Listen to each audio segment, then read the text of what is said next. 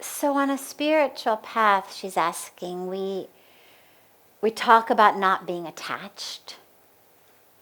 But what do you do when someone you love dies, when you lose someone you love? How do you let go?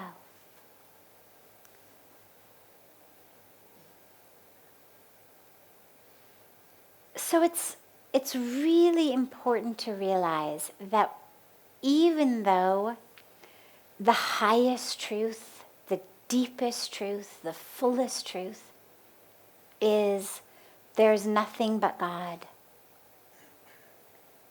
We're all just soul. The rest is an illusion. Even though, yes, that is the highest, deepest truth that we're given. Simultaneously, we are also having a very real human experience. And I believe very deeply in the perfection of God. And I do not believe that we would be given such an exquisite human experience with the capacity to love the way we love if we weren't supposed to love, to care the way we care if we weren't supposed to care, to bond the way we bond if we weren't supposed to bond. And so it's also really important to have understanding and compassion and space for your very real human experience, which is love and which is loss. And it's subtle, and it seems tricky to hold both realities simultaneously in your mind, but simply the attempt to do that is actually an extraordinary place of freedom.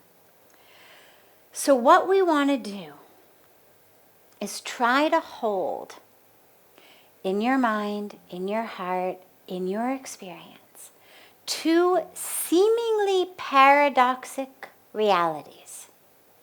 One, there is nothing but God. The truth of who I am is soul, spirit, consciousness, never born, never died. And simultaneously, this exquisite human experience of love, of bonding, of caring, and then of losing. And of the sadness that arises in the loss. There's no objective measure by which sadness is a bad thing that we need to somehow do something about, like it were a contagious illness. Sadness is, I think, very beautiful. It's certainly the stuff that many of the world's most beautiful poems and songs have been written of. It's the fertile soil for really so much of the most extraordinary artistic creations in our world. And to allow there to be space for that. Because that's what's real. When we talk about mindfulness and presence, well, if there is sadness, and I try to push it away, I'm not being present. I'm judging my present reality. I'm saying bad, wrong, unspiritual, and I'm pushing it away. Well, there's no school of spirituality that says take your present reality and push it away, judge it, condemn it, criticize it, turn it into something different. So ensure that you allow space for sadness, especially when it's a recent loss.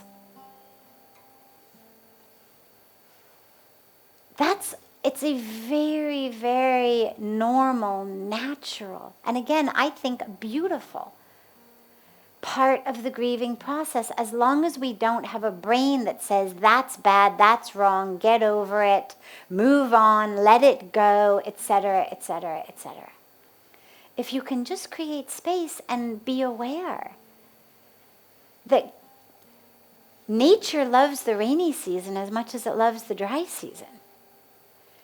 And that's, I think, true just as much when it's talking about our eyes as the clouds in the sky. And so if what's coming out of you is sadness and tears, okay, it's the rainy season on your face for a while. So be it. And that's okay. But simultaneously, we hold the awareness. And it may not always be easy, and that's okay, and it becomes kind of a pendulum swing. Sometimes you swing a little here, and then you bring a little bit back here. You swing a little too much there, you bring it back here. Of the eternal nature of it all. Who we really are at the core, soul, spirit, consciousness, never born, never dies. As Lord Krishna says so beautifully in the Gita, cannot be cut by knives, burned by fire, dried by the wind, wet with water. So we hold that awareness as well. And we permit ourselves with full love and compassion and tenderness the full range of our human emotion. And then we hold a third reality simultaneously. So it becomes a little bit more of a balancing act. But the way that I have found to do this is, rather than trying to squeeze more and more things into the same small experience of myself, if I can actually work on expanding my experience of self, then automatically there's room for more. So it's not that my sadness pushes out my awareness of the eternal perfection. It's that my experience of self expands to allow for the tears, for the loss, for the anger, for the pain, for all of that which comes up, without losing this over here. And then it expands further into an awareness that says, and this takes a bit of a courageous leap, but here we are, so let's leap. What have you lost? And really ask yourselves that, because your mind is going to jump in and say, well, I lost my mother, my father, my child, my husband, my wife, my best friend. But don't allow the mind to answer this, because the mind it's like a computer. It's just giving you back what you've already fed into it. So if you want to go somewhere new, you have to go somewhere new other than the mind. So ask the deepest part of yourself you can access. What have you really lost? Are they really gone? Now, yes, of course, our culture says, of course they're gone. I buried them. I burned them. Well, that was just their body. Is that what you loved so deeply? Sure, we enjoyed that too. Sitting in laps is great. Holding hands is great. Hugging is great. But have you lost all of them?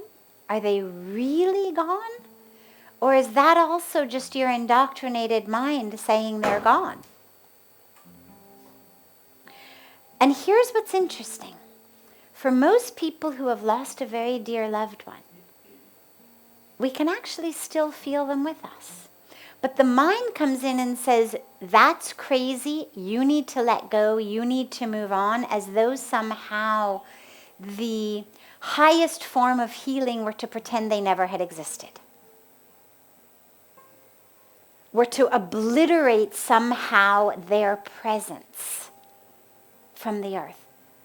Well, that's not only an insult to them, but it's an insult to you.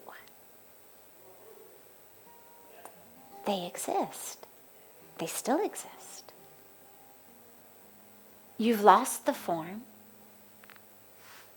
And we allow there to be tears, we allow there to be anger, we allow there to be pain, we allow that full expression of emotion, of that, when it's real. Because the other thing that happens a lot is we end up kind of rehearsing our emotions. Oh, now I'm in sadness. Okay, I cry.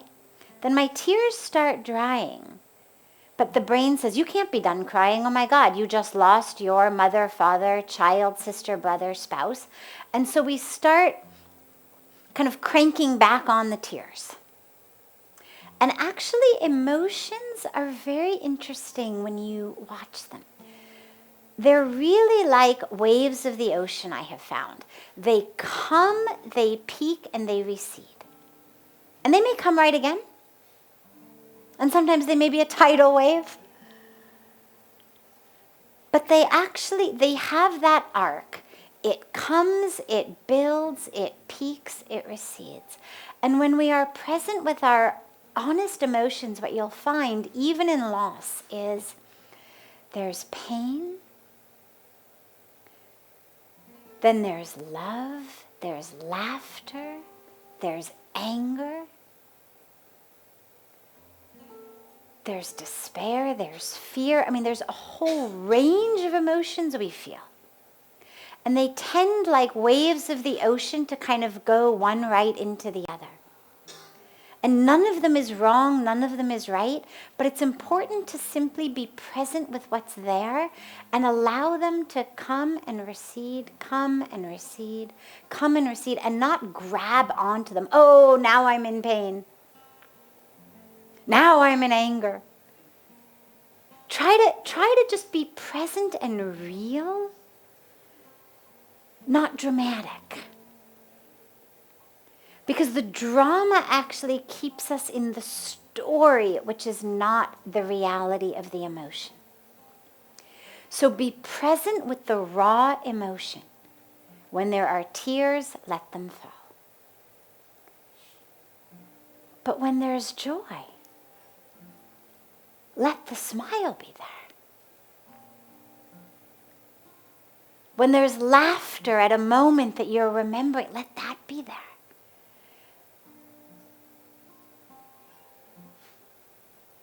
Allow them all to be present. And hold the presence of that person still with you. And that takes a somewhat greater expansion of the self. But just keep doing it. Just keep creating space within the self to allow that person to continue to exist, because they do. They exist in you. Yes, you can hear them. I know you can, and know you're not crazy. Yes, you can feel them. No, you're not crazy. Yes, you can sometimes even see them. No, you're not crazy. And yes, there's parts you miss. It's harder to touch them. Harder to hear them on demand. See them on demand. So we mourn that. But we don't give ourselves the histrionic drama of they are gone, all gone, forever gone. Because they're not. That which we loved, soul, consciousness, spirit, is within us. Our love for them is still within us. And in our love for them is deeply embedded the energy of them. And allow that to be there. And don't tell yourself to detach. That just pushes it away. But instead, allow yourself to reattach yourself.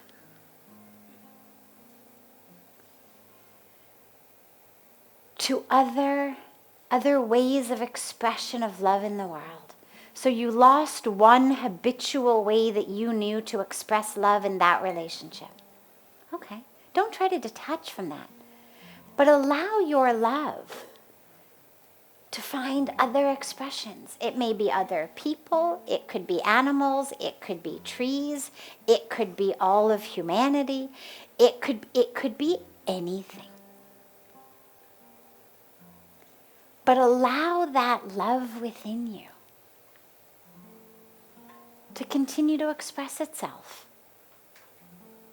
to reattach itself in new ways to other expressions of that same divine as your loved one. But never, ever, ever tell yourself that that sadness is not spiritual, that you should somehow be over it. It'll happen in due time.